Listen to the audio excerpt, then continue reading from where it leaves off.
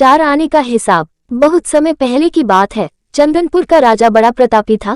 दूर दूर तक उसके समृद्धि की चर्चाएं होती थी। उसके महल में हर एक सुख सुविधा की वस्तु उपलब्ध थी, पर फिर भी अंदर से उसका मन अशांत रहता था। उसने कई ज्योतिषियों और पंडितों से इसका कारण जानना चाहा। बहुत से विद्वानों से मिला। किसी ने कोई अंगूठी पहनाई तो किसी ने यज्ञ कराए, पर फिर भी राजा का डैक दूर नहीं हुआ। उसे शांति नहीं मिली।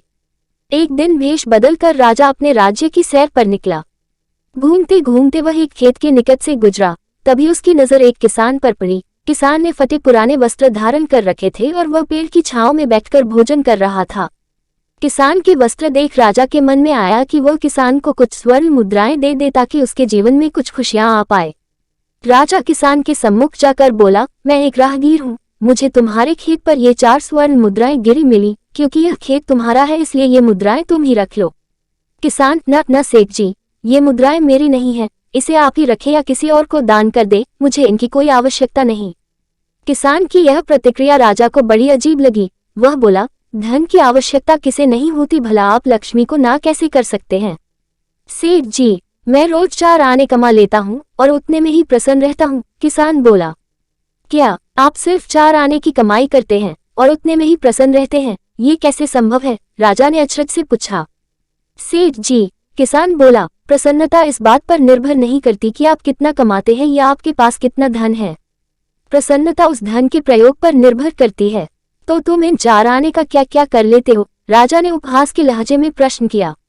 किसान भी बेकार की बहस में नहीं पड़ना चाहता था। उसने आगे बढ़ते हुए उत्तर दिया, इन 4 आनों में से एक मैं कुएं में डाल देता हूँ, दूसरे से कर्ज चुका देता हूँ, तीसरा उधार में दे देता हूँ और चौथा मिट्टी में गाड़ देता हूँ। राजा सोचने लगा। उसे यह उत्तर समझ नहीं आया। वह किसान से इसका अर्थ पूछना चाहता था, पर वो जा चुका था।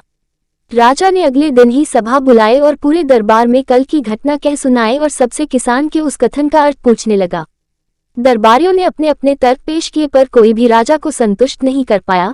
अंत में किसान को ही दरबार में बुलाने का निर्णय लिया गया। बहुत खोजबीन के बाद किसान मिला और उसे कल की सभा में प्रस्तुत होने का निर्देश दिया गया। राजा ने किसान को उस दिन अपने भेष बदलकर भ्रमण करने के बारे में बताया और सम्मानपूर्वक दरबार में बैठाया।